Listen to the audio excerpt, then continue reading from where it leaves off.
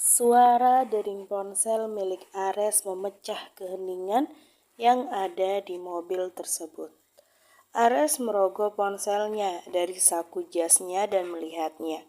Melihat nama Melody yang muncul di layar ponselnya, membuat Ares memasukkan kembali ponsel itu ke dalam saku jasnya dan membiarkan ponsel itu terus berdering begitu saja. Kenapa Tuan tidak mengangkatnya? Siapa tahu orang itu menghubungi Anda karena ada sesuatu yang penting yang ingin dia sampaikan. Ucap Nadine hati-hati. Tidak ada yang penting.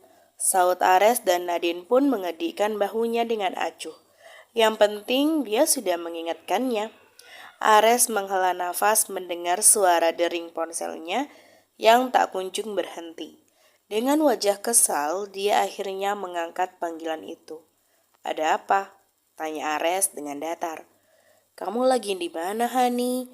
Aku ke kantormu, tapi kata orang kantor kamu sedang keluar. Tanya Melody dengan manja. Dari pertengkaran kemarin hingga sekarang, Ares belum menghubunginya. Bahkan pria itu sama sekali tidak membujuknya. Dan Melody memutuskan untuk ke kantor Ares untuk memperbaiki hubungannya. Tapi salah satu karyawan di kantor bilang kalau Ares sedang tidak ada di tempat. Lagi di perjalanan menuju kota Bogor, jawab Ares. Ngapain? Tanya Melody. Ada proyek yang harus aku kunjungi, Melody, jawab Ares. Sama siapa kamu ke sana, Hani? Jangan bilang kamu pergi sama Nadine, ucap Melody cemburu. Tentu aku pergi sama dia, Melody, karena dia sekretarisku, jawab Ares jengah. Kalau begitu aku akan menyusulmu ke sana, ucap Melody. Terserah, ucap Ares langsung mengakhiri panggilannya dan mengirimkan lokasinya kepada Melody. Melody itu tipe gadis yang nekat, jadi mau tidak mau Ares mengirimkan alamatnya. Dia takut wanita itu tersesat dan malah akan menyusahkan dirinya. Nadine merotasi bola matanya dengan malas, lalu mengalihkan pandangannya menatap ke arah luar jendela mobil. Padahal dia diam saja, tapi Melody seolah takut Nadine akan merebut Ares darinya. Setelah menempuh perjalanan selama kurang lebih 1 jam, akhirnya mobil mereka sampai di lokasi proyek pembangunan resort milik Ares. Kakimu masih sakit tidak? Tanya Ares sebelum mereka turun dari mobil. Tidak, Tuan, jawab Nadine. Sebenarnya masih sedikit perih, tapi dia masih tetap bisa berjalan. Ares mengambil sesuatu di bawah jok mobilnya dan memberikannya kepada Nadine. Lepas sepatumu dan ganti dengan sendal ini, tita Ares sambil memberikan sendal jepit miliknya kepada Nadine. Ares memang selalu menaruh sandal di mobilnya. Tapi Tuan, bukankah di lokasi proyek harus memakai sepatu? Ujar Nadine. Karena setahu Nadine, sepatu itu sangat diperlukan saat berada di luar proyek. Karena sepatu merupakan salah satu alat pelindung kaki agar tidak tertusuk oleh benda-benda tajam. Terkecuali untukmu, Nadine, jangan sampai luka di kakimu itu semakin parah, maksa Ares. Nadine meraih sendal itu dan memakainya. Dasar tukang paksa, gerutu Nadine. Ares hanya acuh mendengar gerutuan Nadine. Yang terpenting bagi Ares, wanita itu mau melepas sepatunya agar luka di kakinya tidak semakin parah. Ares turun lebih dulu dari mobil dan disusul oleh Nadine di belakangnya. Melihat kedatangan Ares dan Nadine membuat mandor proyek tergopoh-gopoh menghampiri mereka berdua. Selamat datang Tuan, sapa sang mandor dengan nafas ngos-ngosan. Saut Ares. Sudah berapa persen? Tanya Ares sambil melangkahkan kakinya mengikuti sang mandor yang membawanya mengelilingi bangunan.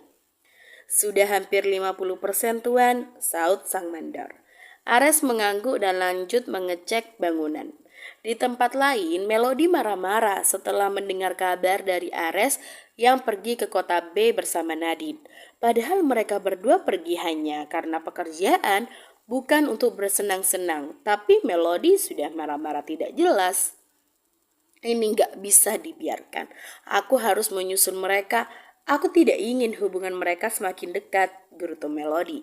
Wanita itu meraih tas dan kuncinya dan bergegas keluar dari kamarnya. Kamu mau kemana, Melody? Tanya Papa Melody yang berpapasan dengan sang putri. Melody ada perlu, Pak, jawab Melody dan berlalu begitu saja. Papa Melody menghela nafas panjang melihat putrinya yang semakin hari semakin susah untuk diatur. Melody keluar dari rumahnya dan masuk ke dalam mobilnya. Mobil melesat pergi meninggalkan kediamannya dan menuju ke kota Bogor dengan kecepatan penuh. Dia tidak akan membiarkan Nadine terlalu lama berduaan dengan Ares. Selama ini, dia sudah berusaha keras untuk mendapatkan Ares dan terbukti usahanya itu berhasil. Dan sekarang Melody akan melakukan apapun itu untuk mempertahankan hubungannya dengan Ares. Sekalipun dia harus menyingkirkan kembali Nadine dari sisi Ares. Kamu sudah catat semuanya, Nadine? Tanya Ares kepada Nadine. Sudah, Tuan, jawab Nadine. Kalau begitu kita istirahat dulu, ujar Ares. Dia tahu kalau kaki Nadine belum sepenuhnya sembuh. Tidak usah, Tuan, kita lanjut saja.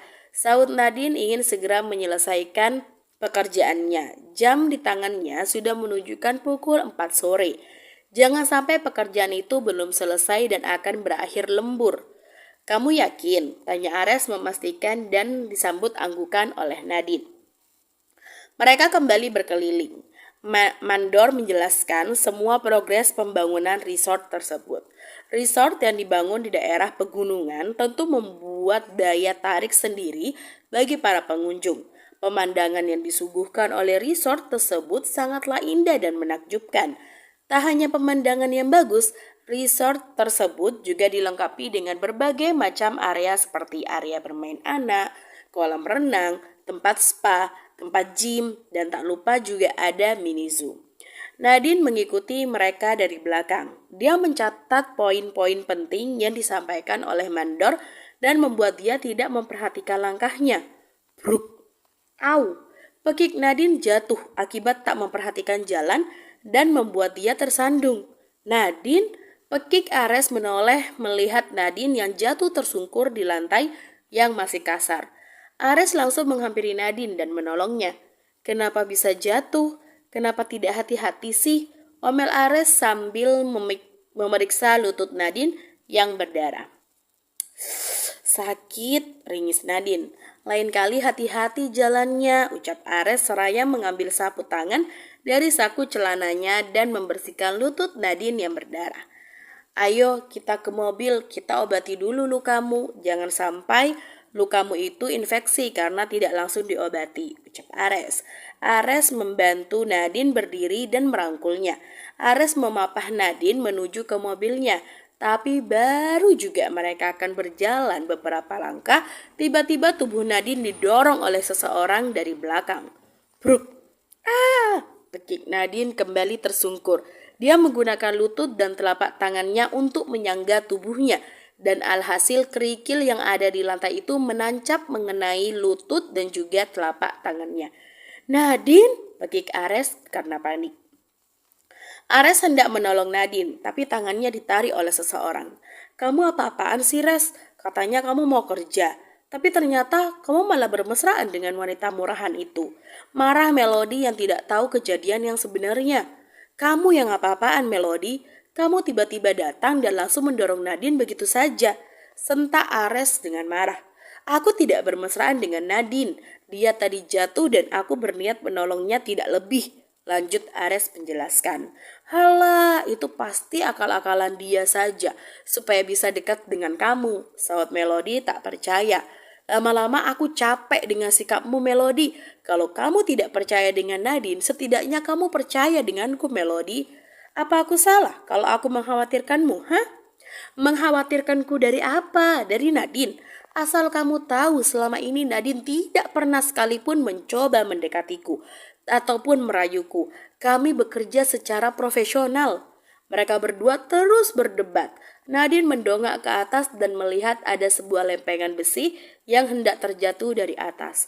Awas, pekik Nadine dan berdiri mendorong tubuh Ares. Tubuh Ares jatuh terpental akibat didorong oleh Nadine. Dia menoleh dan membelalakkan matanya. "Nadine!"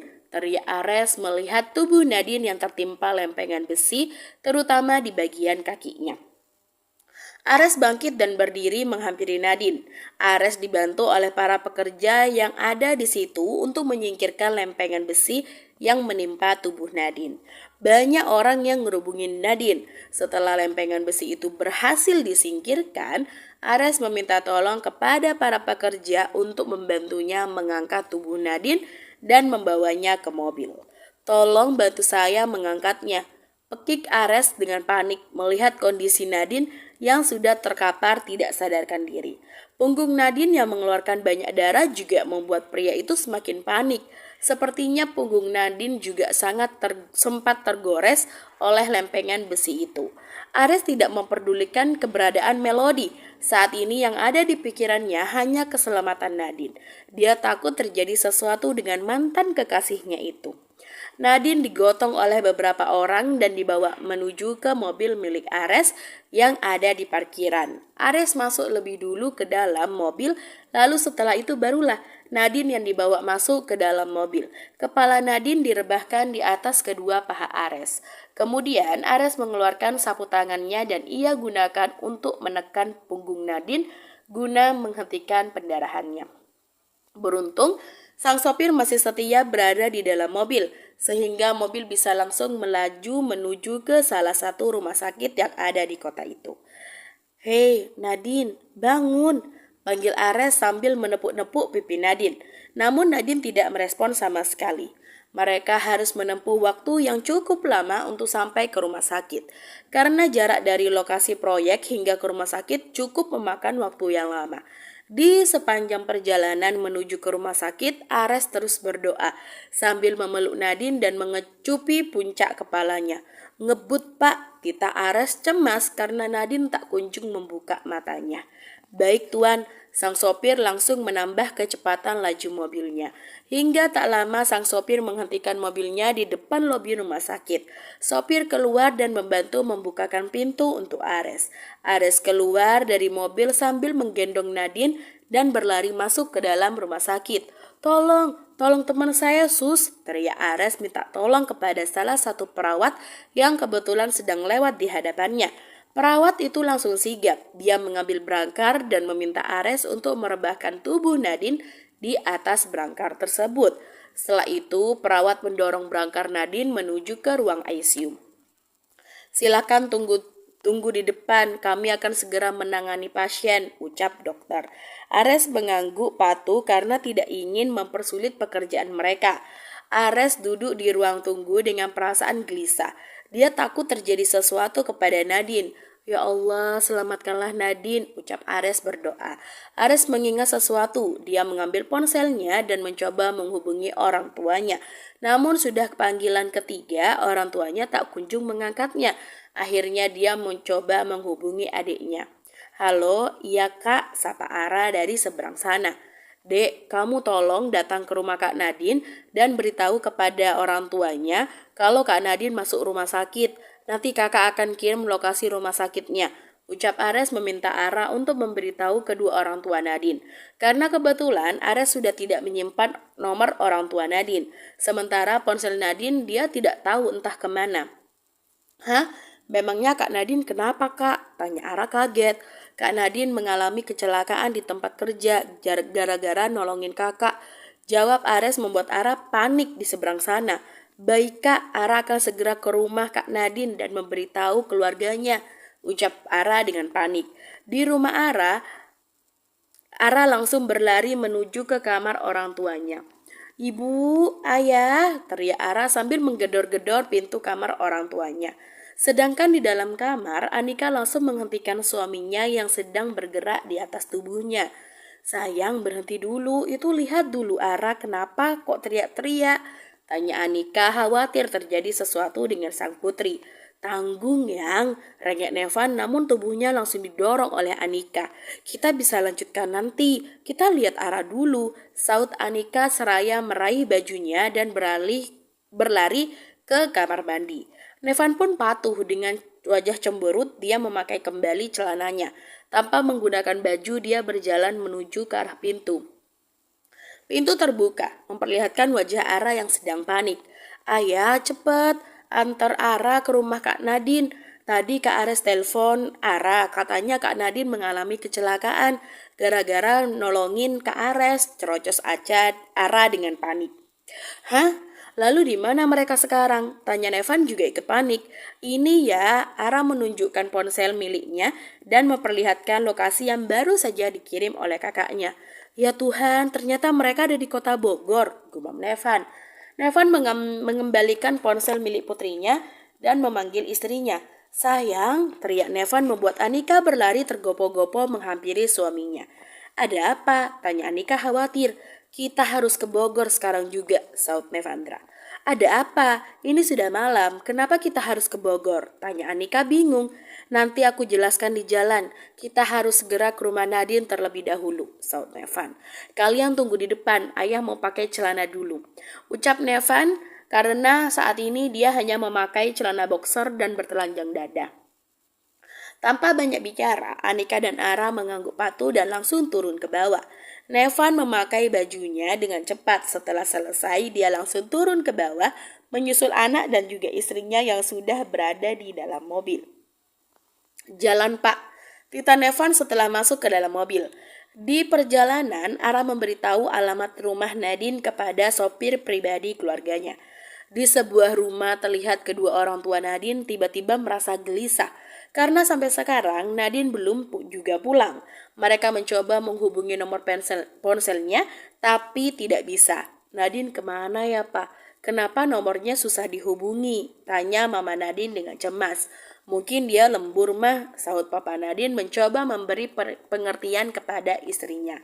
Tapi biasanya Nadine selalu kasih tahu Mama kalau sedang lembur.